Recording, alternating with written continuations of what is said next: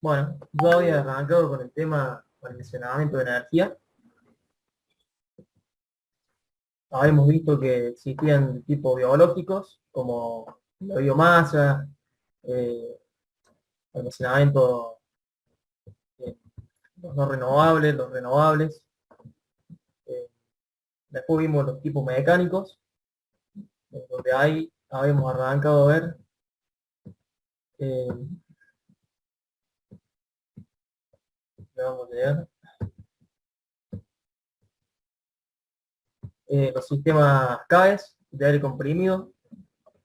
Habíamos visto el CAES diabático, el CAES adiabático y el CAES isotérmico. Eh, el adiabático, como para repasar un poco, el diabático era la separación de las dos etapas de compresión y de expansión de una turbina de gas en diferentes tiempos para, para aprovechar los horarios valle. El CAES diabático era, era la expansión del aire comprimido, previamente comprimido, y calentado por el propio calor que se generó en la etapa de compresión. En esta, en esta, esta forma no había emisiones de gases a la atmósfera, pero teníamos rendimientos menores. Y el isotermo era simplemente el hecho de hacer expandir el aire previamente comprimido a una turbina, sin necesidad de calentar ni de combinar con combustible para lograr un mejor rendimiento, digamos. Bueno, un poco los gráficos.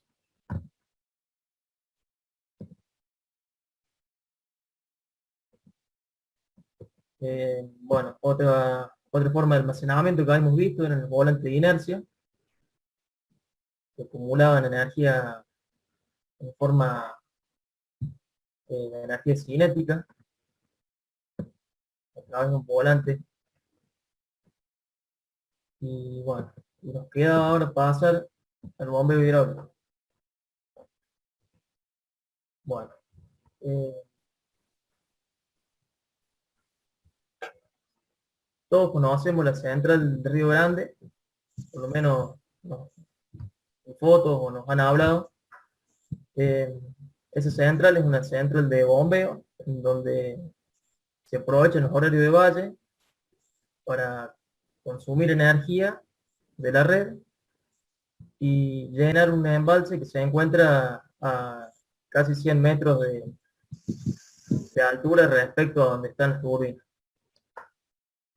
Lo que logramos con esto es almacenar esa energía eléctrica que sobra en las redes, digamos, en horarios valle, y transforman la energía potencial gravitatoria a través de las bombas, que son las que van a impulsar el agua desde el estanque inferior al estanque superior. Y en horarios de demanda, horarios pico, esa agua, o sea, esa energía contenida en forma de energía potencial gravitatoria en el estanque superior, es liberada y a través de válvulas se le hace pasar por los álabes de las turbinas que producirán trabajo útil, ¿no es cierto? Y se le acopla un generador que entregarán potencia en la red. Ahí va una pregunta. Volvete para atrás. Sí, Como generador, amplío lo que dijo David Gómez, es un generador síncrono, ¿está bien? Como sí, generador. es una máquina síncrona, funciona como El agua generador. pasa, el agua Como, pasa de arriba para abajo. sí, Y como motor, es un motor eléctrico, ¿sí? Que bombea o sube el agua hacia arriba. exactamente. Se le cambia el ¿Cómo? ángulo de ataque a Bien. las turbinas y de esa forma pasa de ser de trabajar como turbina a trabajar como bomba. Bien. ¿Cómo, tal vez ya lo vieron con el amigo Polo, cómo, o Godoy, cómo hago yo para que empiece a arrancar como motor si yo tengo todo el peso de esa columna de agua que ahí dice 900 metros?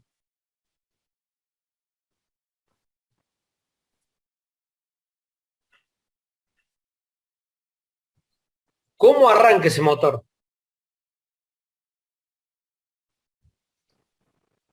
Qué buena pregunta.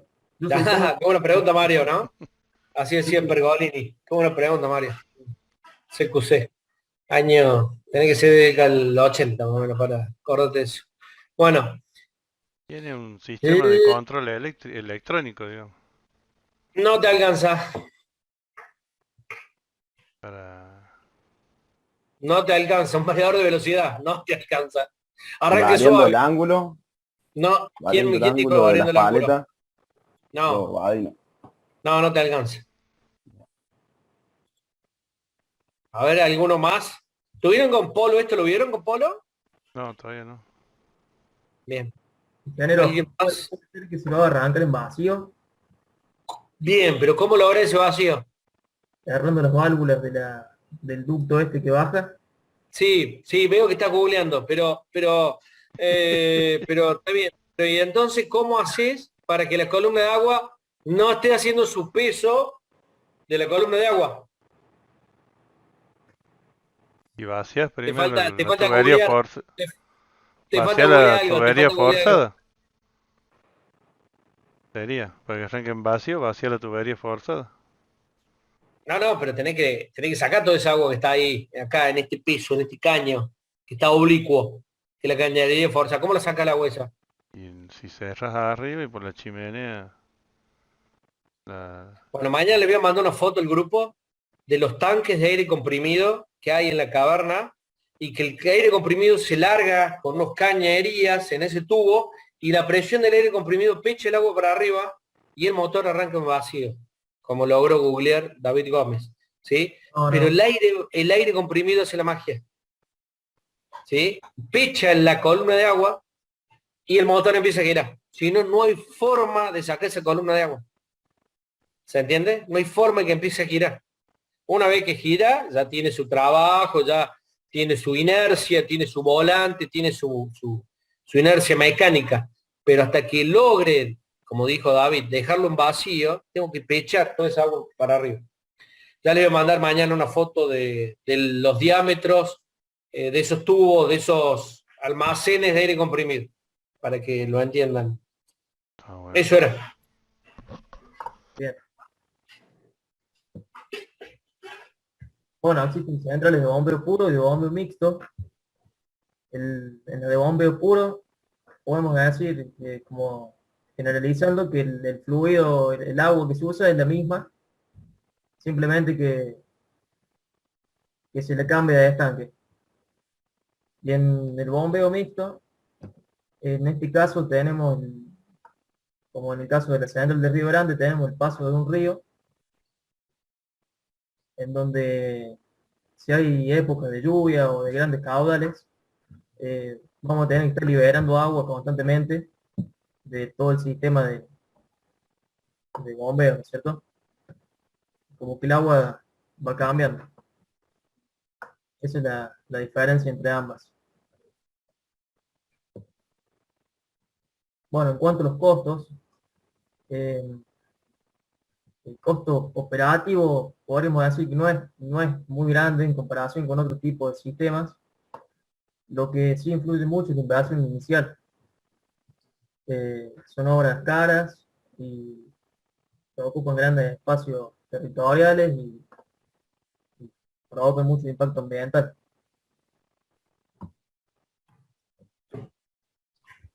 Ahora un poco de ventajas y desventajas. Eh, Como ventaja podemos decir que tiene un buen rendimiento, entre el 72 y el 80%. De una forma rentable, tienen larga vida útil, bajo mantenimiento y una tecnología que está madura hoy en día. Como desventaja podemos decir que una de las desventajas es el desnivel que necesito para generar la suficiente energía potencial para almacenar energía que me sirva. Bueno, La alta inversión es otra desventaja. Dificultad de desplazamiento. Como dijimos, es difícil encontrar un lugar adecuado donde se pueda construir una. Y, y bueno, y produce un gran impacto ambiental, como ya los chicos de centrales hidráulicas explicaron. Bueno, pasemos ahora a otro tipo de almacenamiento de energía mecánico que se basa en la temperatura. Existen tres tipos. Tenemos el calor sensible, que almacena energía en forma de, o sea, se aprovecha la energía de una fuente caliente, como puede ser el sol o algún residuo de temperatura de alguna máquina, y se le almacena en una sustancia de alta inercia térmica, como puede ser sales fundidas o simplemente agua, aceite o algún metal, para posteriormente usarlo. Un ejemplo de esto son los calefones solares que vemos hoy en día. Y bueno, pasemos a la de calor latente. Acá en este caso se aprovecha el cambio de fase de una sustancia para almacenar energía. Como habíamos estudiado en la unidad pasada, eh, un ejemplo de esto es el funcionamiento de los tubos de vacío, en donde el calor de la fuente residual, digamos, evapora un fluido, ese fluido se transforma en vapor y luego es entregado a otro, o sea, por ejemplo, el agua, en el caso de los tubos de vacío, es entregado el agua y por el hecho de entregarle ese calor, cambia de fase de nuevo a estado líquido. Esto se usa para agua caliente sanitaria. Otra forma que tenemos es el almacenamiento subterráneo, o ACET por sus siglas, que consiste simplemente en agarrar, es decir, bueno, eh, voy a crear un foco frío y un foco caliente, bajo nivel, ¿no es cierto? Estamos hablando a nivel subterráneo. Yo en el foco caliente, mediante algún sistema, almaceno toda la energía calorífica producida en un verano, por ejemplo, a través del sol, y a esa energía térmica acumulada la puedo usar como calefacción en invierno. Y ahí está la ventaja de esto, que yo al usar esa energía térmica para calentar un ambiente en invierno, yo el fluido de trabajo lo hago en frío y lo transformo en un fluido frío, lo voy a acumular en un recipiente frío, como habíamos dicho. ¿En qué consiste esto? En hacer dos estanques, digamos, adiabáticos, que tengan la menor pérdida de calor posible, y, y en uno almacenar, por ejemplo, si usamos agua, almacenamos agua caliente, y en el otro almacenamos el agua fría. Y de esa forma vamos eh, alternando el fluido según la estación del año y según las necesidades eh, térmicas que se tengan, ¿no es cierto? Estos sistemas actualmente son empleados únicamente para calefacción de viviendas y es una buena alternativa para dejar de quemar gas natural para calefacción y gastar energía eléctrica en aire acondicionado en verano. Pero la desventaja es que lleva una inversión inicial bastante importante. Acá vemos unos ejemplos. Eh, Acá está el Un foco aporte caliente. ahí, ¿no? ¿No? No, un aporte nomás. Vi una foto de una casa que estaban haciendo que le ponían los caños por abajo del cemento, ¿no? Hacían como un estacionamiento al frente, ponían los caños ahí, los llenaban con fluido y los caños terminaban adentro de la casa. Entonces cuando daba el sol en invierno, calentaba, digamos, el hormigón, los caños, el fluido y el calor ingresaba a la casa. Así que estaban Toronto, Canadá, tiene un sistema de calefacción central en la ciudad y le presta el servicio de vapor para calentar a la ciudad, de la zona céntrica específicamente, no a la zona alejada, yo pregunté eso, no, solo centro. Toronto, Canadá, muy frío, muchos días de temperatura bajo cero, entonces bueno, hay que recurrir a sistemas tecnológicos rentables. con un sistema así, ingeniero, digamos, rentable o... Sí, aparte el municipio en este caso da un servicio porque hace tanto frío que es conveniente un calentamiento masivo de los sistemas, ¿no? Porque si no, cada airecito en cada hogar, es más costoso que un sistema central. Por supuesto que las cañerías tienen que ser buenas, el mantenimiento tiene que ser bueno, el control tiene que ser bueno, como volvemos a las redes inteligentes. El control para alarmas, para todo, tiene que ser excelente para que sirva. Si no, vive roto, no sirve. Y eso capaz que hay para agregar un buen plano futuro capaz que tienen que tener. Es decir, cómo va a ir creciendo la ciudad, ¿no? Como todo, una buena planificación permite elegir el mejor sistema, el más eficiente, el planificar.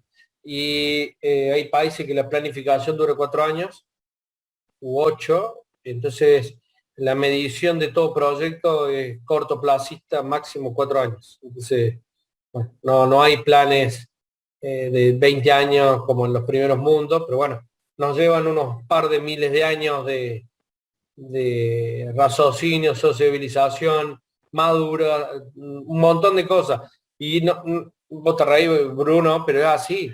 No te olvides, somos una sociedad joven y por ahí nos falta cabeza, madurar, valorar, un montón de cosas. Y en otras sociedades, China, miles de años. Nosotros Es para las tenemos un elecciones. desarrollo mucho más Claro, es sí, para sí, las ni hablar elecciones, se tiene que ver. del Acá clientelismo, ni hablar. asfaltaron y después hicieron las cloacas para que se vea. Rompieron el asfalto porque... Ah, hicimos las cloacas. Es para matarlo. Sí, 2 años entre el asfalto y las cloacas. No, no. Todo para la foto. Claro, hay que romper, si no rompe el asfalto, no se ve la cloaca. Se tiene que ver, se Claro, tiene que ver. claro, por eso. Bien. Eh, bueno, lo que dice Vaino es importante en cuanto a lo que sería la planificación, porque estos son sistemas que no son modulables, como se haría en el caso de paneles solares. Si yo tengo más consumo, voy poniendo placas y de esa forma voy haciendo crecer la potencia, pero en este caso no, no tengo esa ventaja. Bueno, pasamos a los costos. Como vemos, es un costo elevado, entre 250 y 2.500 euros por kilowatt hora. Como ventaja, podemos decir que tiene sinergia con las fuentes de energías renovables. ¿Qué significa esto? Que, por ejemplo, en verano yo puedo potenciar el calentamiento del fluido a través de otras fuentes de energía. Lo mismo en invierno. Si en invierno el lugar es ventoso, puedo refrigerar el fluido a través de una turbina eólica, por ejemplo, haciendo, haciendo funcionar equipos de aire acondicionado. Rendimiento bastante elevado, entre un 80 y un 90%, esa es otra ventaja. Multitud de materiales a elegir, también es otra, como fluido de trabajo. Capacidad de hasta 1000 megawatts de potencia. Almacenamiento a largo plazo, alta ciclabilidad, quiere decir que no le afecta las cargas y descargas profundas, fácil de emplazamiento en calor latente y sensible, y moderado en subterráneo, como veíamos recién. Y, bueno, es una tecnología madura hoy en día. Y bueno, como desventaja, depende del material y del aislamiento que usemos, vamos a tener pérdidas energéticas, porque recordemos que tenemos que tener un contenedor adiabático, o lo más adiabático posible. Bueno, ahora pasamos de los almacenamientos mecánicos a la forma química y electroquímica de almacenar energía. La primera es el hidrógeno, el famoso hidrógeno verde. Bueno, antes de meternos en esto, quisiera que repasemos un poco lo que era un reactor energético. Era una forma que yo tengo de almacenar y de transportar energía. Yo le aplico energía a un elemento en un punto A y esa energía puede ser utilizada en un punto B en otro tiempo. Esta es una de las ventajas que tiene el hidrógeno, que funciona como vector energético. ¿Cómo funciona esto? A través de un electrolizador al cual yo le entrego energía eléctrica y digamos, como combustible o como materia prima usamos agua. Ahí adentro se va a formar una reacción química en donde vamos a obtener la separación de la molécula, y por un lado vamos a tener el hidrógeno y por otro lado vamos a tener oxígeno. Ese oxígeno yo lo puedo comprimir y almacenar adecuadamente en tanques, y lo puedo usar como combustible para motores y de esa forma generar energía eléctrica. Eso es básicamente cómo puedo usar el hidrógeno como vector energético. Bueno, en cuanto a las formas de obtenerlo, recién explicamos un poco la electroquímica, pero también hay otra que se llama termoquímica, que es a través del calor. Eh, Tiene un poco menos de eficiencia, pero también funciona. Se haciendo uso del calor solar concentrado a altas temperaturas, se desarrolla un proceso endotérmico termoquímico, que como resultado tenemos también el mismo que en el tipo de electroquímica, que es la separación de la molécula de H2O en hidrógeno por un lado y de oxígeno por el otro. Y bueno, y la electroquímica se emplea por lo general energía eléctrica proveniente de paneles solares o aerogeneradores para lograr la división de la molécula a través de un proceso electrolítico.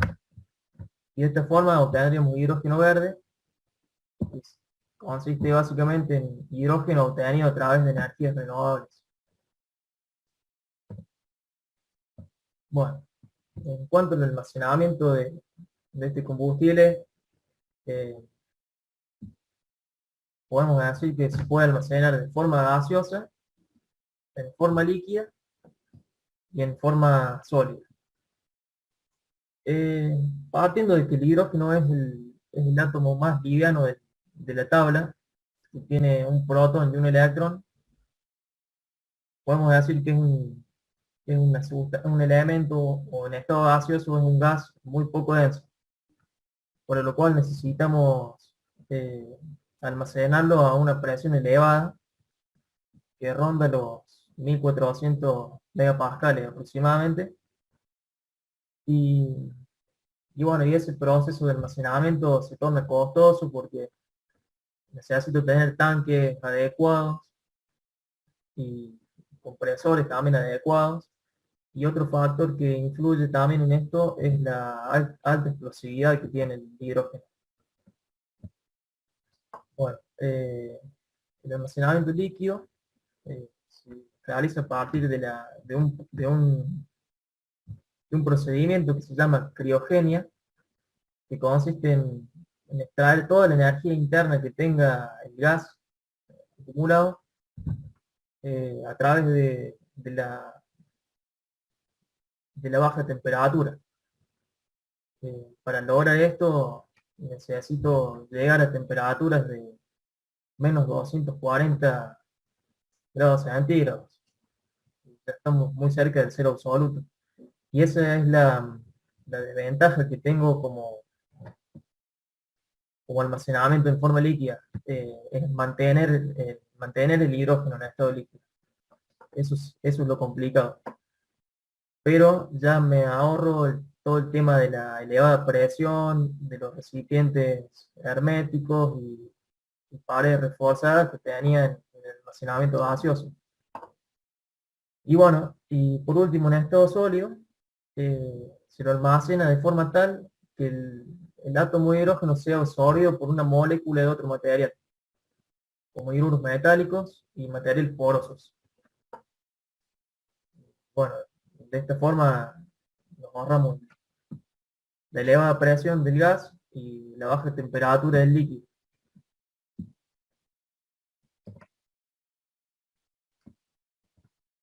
Bueno, en cuanto a las aplicaciones del hidrógeno como combustible, se lo puede almacenar en pilas de combustible,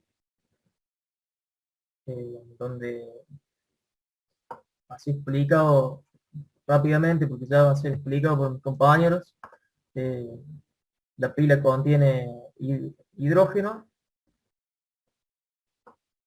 y oxígeno. Entonces, cuando se produce la reacción entre el hidrógeno y el oxígeno, eh, se produce una reacción exotérmica, que como resultado tenemos un paso de una corriente eléctrica a través de un ánodo y un cátodo, y como residuo de esta reacción tenemos agua. Así que, bueno, eso es básicamente el funcionamiento de una pila. Y bueno, la otra aplicación que tenemos del hidrógeno es como combustible en motores de ciclo Otto. que, bueno, esto ya lo sabemos de termodinámica. Durante la fase de compresión se lo comprime y al combinarse con el oxígeno más una fuente de ignición se produce la fusión de los átomos de hidrógeno y de oxígeno y se forma agua más energía.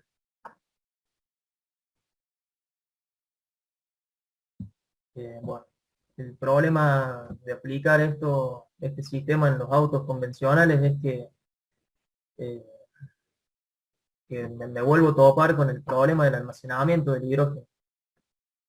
Imagínense que tendríamos que tener un tanque muy pesado, muy grande, y además las estaciones de servicio tendrían que trabajar al doble de presión que trabaja una, una GNC convencional de hoy en día.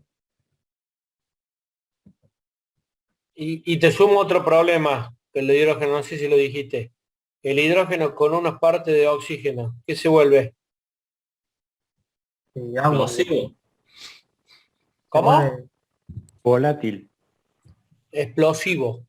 Con cierta proporción de oxígeno se vuelve explosivo. El hidrógeno puro, ¿sí?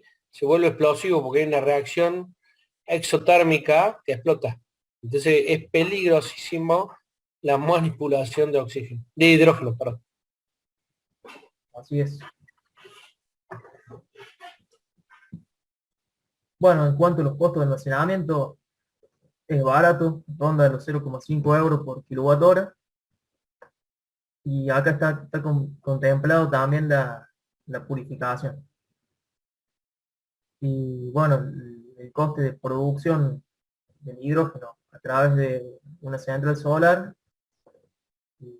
pasado por electrólisis, o sea, una central fotovoltaica, es de más o menos 0,2 dólares por kilowatt hora, o 6 a 8 dólares por kilogramo producido. Bueno, las ventajas. Se puede producir de forma ilimitada porque la materia prima es el agua. La combustión del mismo no contamina. Es compatible con todas las energías primarias y tiene un amplio rango de almacenaje. Como desventajas, tenemos problemas de seguridad, como mencionó el ingeniero, que es altamente explosivo. Tenemos un elevado coste, no, o sea, no sería una desventaja. Sí, un elevado coste en cuanto se refiere a las instalaciones que necesito para producir. Y bueno, y otra desventaja es que necesito cierto nivel de pureza para que me sea útil para determinadas aplicaciones. Bueno, acá encontré una, una central de hidrógeno verde, que produce hidrógeno verde, que se llama Hichiko en Comodoro Rivadavia.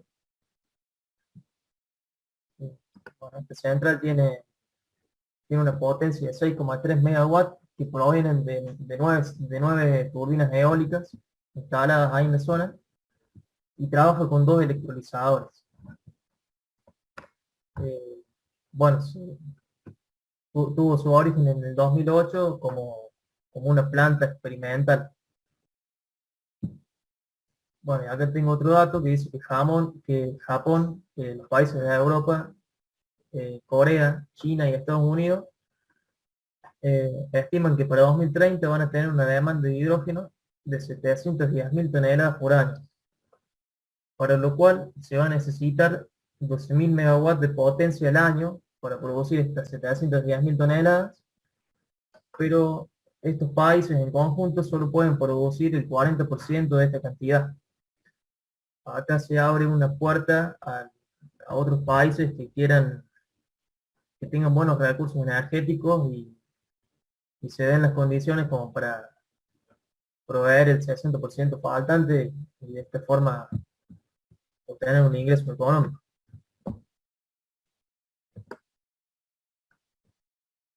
Bueno, esto sería lo que es hidrógeno.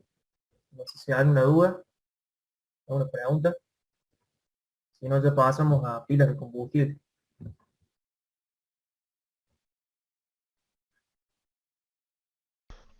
No, por mi parte no. Bueno, voy a dejar de compartir. Sí. Sigamos nomás, sigamos. Bueno, ahí se ve mi pantalla, sí. ¿Sí? Bueno, bueno, ahora pasamos a otro sistema de almacenamiento, la pila de combustible. Estos son un sistema de almacenamiento también electroquímico, al igual que la batería, realizan una conversión de energía química a eléctrica. Acá, como bien veíamos, la diferencia es que esta contiene un tanque de combustible extra que la va reabasteciendo continuamente para poder generar energía. Bueno, la vida útil, esta es una introducción un poco, ya vamos a pasar a ver las especificaciones bien la vida útil depende del uso correcto o no que se le da y de la degradación de los componentes. Y como bien dijimos recién, lo reactivo que se usa en el combustible es hidrógeno en el cátodo y hidrógeno en el ánodo y oxígeno en el cátodo. Bueno, el funcionamiento, como bien veíamos, tenemos 2 electrodos, un ánodo, un cátodo, separados por un electrolito, que es el conductor de iones. Tenemos la entrada de combustible, en este caso hidrógeno, que se oxida en el ánodo, y la entrada de oxígeno que se reduce en el cátodo. Esto genera una diferencia potencial y una tensión la cual va a alimentar una carga que está fuera de la celda. Bueno, la diferencia con la batería es que estas pilas pueden transformar energía directamente, de pasar de combustible a energía directamente. esta es una monocelda y para obtener mayor rendimiento se necesitan muchas monoceldas conectadas en serie. Bueno, como también veíamos, de esta reacción el residuo que obtenemos es agua. Bueno, la clasificación de las pilas según el electrolito. Las principales son pilas de membranas poliméricas, pilas de combustible alcalina, pilas de ácido fosfórico, pilas de carbonato fundido, pilas de conversión directa de metanol, pilas de óxido sólido. Bueno, ahora vamos a pasar a ver algunas de ellas y las características. Las de ácido fosfórico, como bien está dicho, se utiliza como una pila estacionaria para generar energía. El electrolito está compuesto de este ácido fosfórico en estado líquido y los electrodos están formados por un carbono poroso y con un catalizador de platino. El rendimiento de esta pila es del 40% cuando se lo utiliza para generar solamente energía eléctrica, y cuando se la utiliza para generar energía y calor, llegan a rendimientos de hasta el 85%. La temperatura de trabajo que tienen es entre 150 y 200 grados centígrados, y a bajar esta temperatura, cuando trabajan bajo esta temperatura normal, se reduce las cualidades de conducción que tienen. Su precio es elevado, de unos 3.500 euros el kilowatt.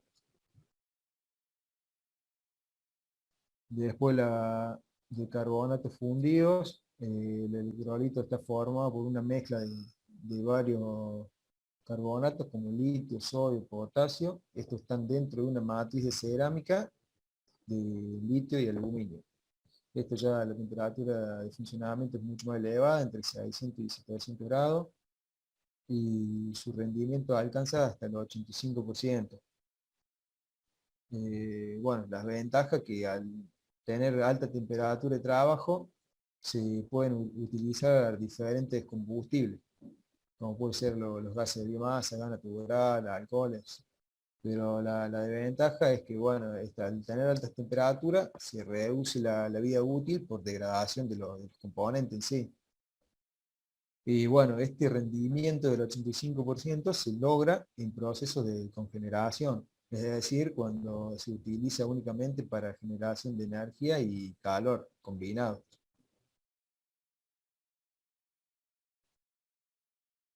Bueno, después las de óxido sólido. Acá el electrolito es un sólido metálico que está dentro de una estructura cúbica. Los electrodos se forman de materiales cerámicos y metales. La temperatura es de 1000 grados centígrados. Y bueno, acá también vemos que el rendimiento es del 50 y 60% cuando se utiliza para generación eléctrica, y un 85% cuando se utiliza para calor y energía. Bueno, las ventajas es que el electrolito es sólido, permite que la celda sea más compacta y tener una forma más variada, pueden ser tubulares o planas. Y la desventaja, bueno, es que la corrosión, la potencia, el arranque lento, las altas temperaturas disminuyen su vida útil, pero en sí su vida útil es aproximadamente de 36.000 horas. Y bueno, y en general de todas las pilas, las características principales es que tienen un elevado rendimiento, siempre como dije, en proceso de cogeneración. eh, Admiten diferentes combustibles, esto por las temperaturas a las cuales se someten. Casi no necesitan mantenimiento porque no tienen partes móviles que se puedan dañar. Reducen las emisiones de gases comparándolo siempre con los combustibles fósiles.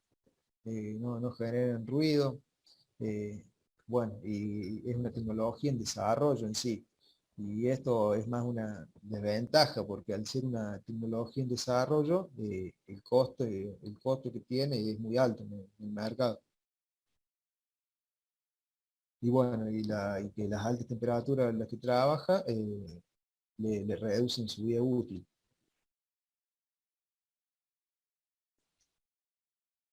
Bueno, y ahora vamos a pasar a ver las baterías. No sé, Alfredo, compartir, te Sí, comparto. dale ahí comparto, sí, voy a ver. No estoy habilitado. Inge no me habilitó a mí para compartir. Listo. Bueno, no sé si se ve. Sí, sí, se ve bien, Alfredo. Positivo. Sí, Ajá. Bueno, vamos a comenzar con lo que son las baterías. Actualmente las baterías son una principal forma de almacenamiento a pequeña escala, aunque se estima de que en algún momento va a cambiar eso. Eso se va más, por ejemplo, en la utilización de los autos eléctricos, que es algo que viene progresando mucho. La clasificación que vamos a tener de las baterías va a ser la siguiente. Vamos a tener baterías primarias, de las cuales a estas baterías se las conocen como pilas. Estas pilas se destacan porque son de un solo uso y una vez que fueron utilizadas y se gastó toda la energía que tenía almacenada, son desechadas. La vida útil de cada pila va a depender del reactivo que tenga dentro de ella. Como por ejemplo tenemos las pilas alcalinas. Las pilas alcalinas no son recargables y una vez que ha terminado su vida útil, se, la, se las desecha. El otro tipo de baterías que tenemos son las baterías secundarias. Estas baterías se distinguen de las otras porque pueden actuar una determinada cantidad de veces. Las reacciones internamente, la batería va a tener su carga, al usarlo se la va a descargar y se la puede recargar por las reacciones químicas que tienen en su interior. Las que podemos destacar, por ejemplo, las baterías de plomo o las baterías de ion litio, o las baterías que tenemos en los celulares, en los celulares o en los autos eléctricos serían de este tipo. El sistema de almacenamiento que tienen estas baterías tienen un proceso electroquímico. ¿Qué quiere decir eso? Que tienen una capacidad de entregar toda la energía que tiene casi en su totalidad. ¿Por qué es casi? Porque siempre tiene una pérdida, que tiene todo elemento que va a entregar energía. Este ciclo de carga y recarga está determinado por una determinada cantidad de veces. La unidad básica que tenemos en la batería la vamos a denominar celda. El conjunto de estas celdas la denominaremos como batería, que estos se pueden conectar tanto en serie, en paralelo o en ambas, dependiendo de la capacidad y a la tensión que vamos a necesitar para los equipos que van a estar acoplados. Bueno, el proceso básicamente que tiene el funcionamiento de esta batería es un proceso electroquímico, denominado óxido-reducción, en la cual los materiales que se oxidan son los que se encargan de perder electrones y los que se reducen ganan en los electrones.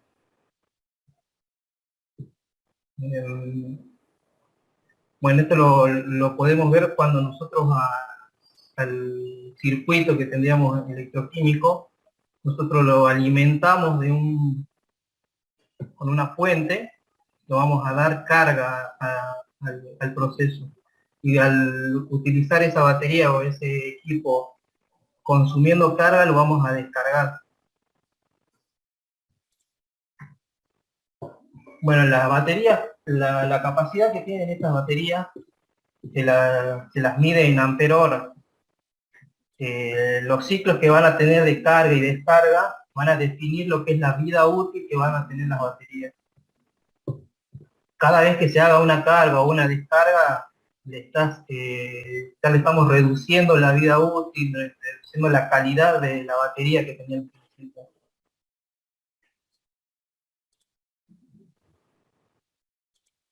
Las baterías en sí, con solo hecho de estar armadas en su proceso de fabricación, una vez que ya están listas para emplearse en algún equipo, ya presentan una autodescarga, que se dice. O sea, por el solo hecho de ya estar conectada electroquímicamente internamente, se genera una pequeña descarga. Y bueno, otro efecto que vamos a tener dentro de las baterías es el efecto memoria. Este efecto lo que hace es reducir la capacidad de la batería. Este efecto generalmente se produce cuando la batería no llega a descargarse por completo. Es decir, que si tenemos una batería y lo estamos usando al 10-20% y lo volvemos a cargar, lo que produce es que se van a producir se generan como unos cristales en el interior, los cuales lo que hacen es debilitar los electrodos, y estos cristales lo que van a hacer es reducir la capacidad que va a tener la batería. Es por eso que se recomienda que cuando tenés la batería se la gaste por completo y se lo cargue por completo a las baterías.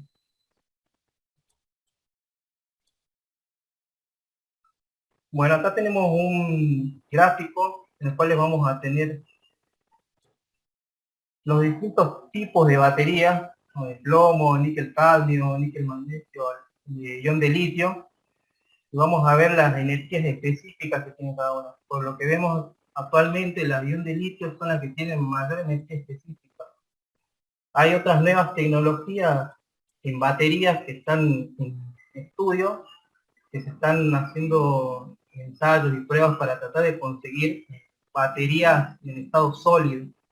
Estas baterías en estado sólido ya no tendrían el electroquímico que tiene, por ejemplo, la ion de litio, y esto lo que harían es aumentar la capacidad que tiene la batería. Bueno, como hablamos de las baterías de ion de litio, que son las que están actualmente en auge, son las que tienen mejor capacidad y rendimiento, vamos a ver acá vamos a nombrar las distintas variantes de baterías de ion de litio. Tenemos litio cobalto, litio fosfato de hierro, litio magnesio y litio con polímero. En sí las baterías, como ya se dijo anteriormente, vamos a tener un cátodo y un ánodo. Nosotros al utilizar el proceso de carga o descarga, lo que se produce es que los iones de litio se van a ir desplazando, como así también los electrones. Cuando se produce la carga, los iones de litio pasan del cátodo al ánodo y se almacenan acá en estas capas como que quedan atrapadas. Y es lo que se produciría ahí la carga de la batería. Cuando se conecta ya la carga o se está consumiendo la batería, se hace un proceso inverso. Todo lo que los iones de litio de acá pasarían al cátodo. Hay cosas, después voy a subir un video que explica bien el proceso de carga y descarga de la batería, pero dura mucho el video, así que por eso no lo voy a mostrar ahora, dura como 15 minutos. Ya después lo voy a subir al grupo. Las características principales que tenemos en la batería de ion de litio, tenemos la densidad de energía que tienen estas baterías, son de 300 a 400 kWh por metro cúbico. El rendimiento que tiene esta batería es alto, es del 94%, y los ciclos de vida son entre 4.500 ciclos, y el mínimo estado de carga es un 10%. Bueno, el costo de estas baterías en comparación con las baterías comunes son mucho más elevadas.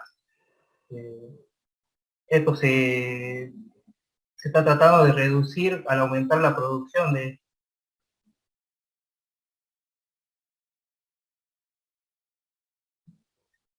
Bueno, como dije anteriormente, la aplicación que tienen principalmente son en los autos eléctricos, en los autos híbridos.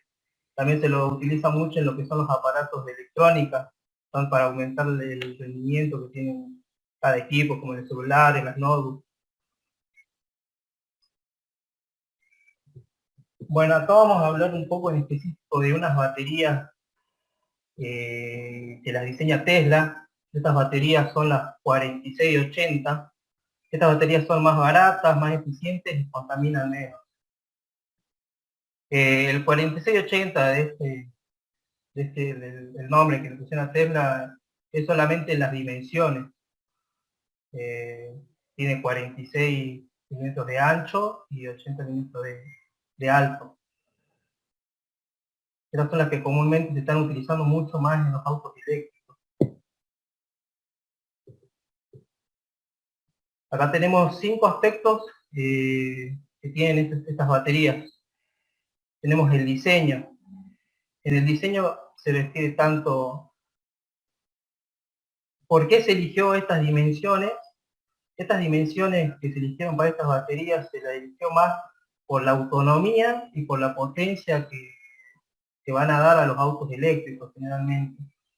Se generan 5% más de energía, 6 veces más de potencia y tienen un 16% más de rendimiento. Estas dimensiones de las baterías se las hizo porque ellos tenían el problema cuando hacían carga rápida. La carga rápida lo que producía era mucho calentamiento. Ellos con estas dimensiones lograron disminuir mucho lo que es el calentamiento de carga rápida de las baterías. Otro aspecto a destacar es la producción continua. En esto se utilizan materiales de menor proceso. Esto para introducir los electrodos en el proceso de fabricación y aumentar 7 veces más la producción. El material del ánodo, generalmente para esta batería, se utiliza el silicio. Se utiliza el silicio porque es un material que es muy abundante en el planeta.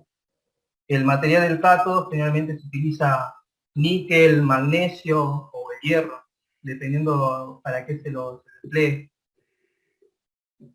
Se utilizan estos materiales más para disminuir el impacto hacia el ambiente porque se los puede reciclar con mayor facilidad. Y bueno, la batería estructural, se usa la batería, por ejemplo, en los autos eléctricos. ¿Qué es lo que se hace? Todo el conjunto, los paquetes de baterías, directamente se lo incluye en lo que es el chasis del auto. Entonces lo que hacen ellos es aprovechar el espacio y el peso que va a tener estas baterías en todo lo que es el chasis, teniendo mayor capacidad de un vehículo para almacenar cosas. Y bueno, acá tenemos lo que es el reciclaje de las baterías. Te interrumpo, Alfredo, un minuto. En lo anterior, ¿cuál es el límite de que hacer una batería que dure, no sé, meses? ¿Cuál es el problema químico, digamos así, químico que tiene las baterías? El problema químico. ¿Por qué no hacemos baterías que duren meses?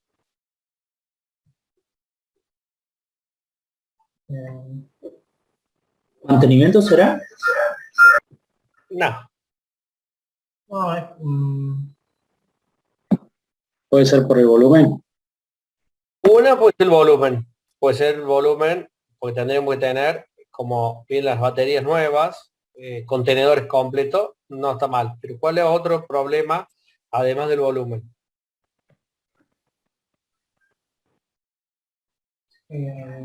Tienen que pensar La en qué duración. compone la batería. ¿La duración de la carga de la contaminación. batería? ¿Cómo? ¿La duración de la vida útil de la batería? Sí, pero es capacidad no, más allá de la vida útil. Por eso, Alfredo, que la sí. capacidad de la batería dure varios meses. Claro, que la capacidad dure, por ejemplo, ¿por qué no estaría bueno hacer una batería que dure una semana? y nos dé energía a nuestra casa. Y mientras tanto la cargamos con sol, por ejemplo, con fotovoltaica. Hay un problema, y alguno me decía, sí, es así. Hay un problema, para no perder tiempo, de estabilidad química y las baterías se vuelven explosivas. Cuando uno no puede controlar los materiales y no puede controlar las reacciones químicas que se producen, ¿sí? La batería se vuelve inestable. Samsung fabricó una batería que no lo pudo estabilizar y explotaba en el bolsillo de la gente. Entonces, ese es el problema químico que tenemos. O sea, las baterías que hoy tenemos en el celular son estables, pero son un almacenamiento muy escaso, es de poco tiempo y en los celulares no llegan a un día. Entonces, sepan que el problema es la estabilidad química. Hay unos materiales, unas aleaciones que permitirían almacenar 10 veces lo que almacena hoy un celular. Pero el problema es la estabilidad química y produce problemas exotérmicos, explosiones, no se pueden estabilizar. Entonces, y algunos cargando no logran mantener un tope de carga y elevan la temperatura y explotan. Entonces, ese es el problema de las baterías. Tengo que encontrar estabilidad térmica. Esas son Química. las inteligentes, estas nuevas de litio que tienen monitoreo de temperatura. Y todo ¿Por eso. qué? Porque explotan. Claro, sí, sí. Exactamente. Claro. Las tenés que controlar. Es más, si se eleva la temperatura, las tenés que refrigerar. Entonces, Sí, sí. fíjense todo lo que implica el almacenamiento de energía. Sí, yo estuve viendo un poco de la batería de estado sólido, pero no pude encontrar una información bien específica para saber las diferencias con este tipo. Con la batería de estado sólido no llevan electrolitos, entonces no sé si eso también beneficiará en este aspecto de la explosión. Bien, sigamos. Quique, una consulta antes de salir. ¿Podríamos salir 5 minutos antes porque tenemos examen ahora con Perona? Ni un problema. Ni un problema. Gustavito está de turno, así que va a estar explotado porque tenemos problemas de servicio. Perfecto. Y aprovecho ya que metiste el bocadillo, Bruno. El número me da que son 17 y el curso de 26. Así que valoro el esfuerzo que han hecho ustedes. ¿Y por qué? Porque nuestro país se va a basar en el compromiso y la responsabilidad. El futuro son ustedes. Entonces, háganle saber a los que no se sumaron que voy a considerar en la próxima calificación su asistencia. ¿Por qué? Porque la asistencia de este práctico, el 50% es hoy. El 50% es la clase pasada. Entonces, no es de tirano ni de HDP, pero es de valorar el compromiso. Así que lo vamos a considerar en la evaluación del próximo parcial. Sigamos unos minutitos más, entonces. Así Sí, cerramos. yo Son 10 termino acá minutos. termino con reciclaje y no sé, ahí tiene mi compañero. Bueno, lo que tenemos en reciclaje de batería, como nombré acá, las sustancias, el mercurio, el cadmio, el litio, el plomo, son sustancias muy tóxicas para el ambiente. Actualmente todas esas pilas son utilizadas y tiradas a la basura, no las separan para hacer un proceso de reciclaje, lo cual sería muy útil. Actualmente hay empresas que se dedican a hacer reciclaje, pero hacer el reciclaje de estos materiales es bastante costoso para hacerlo,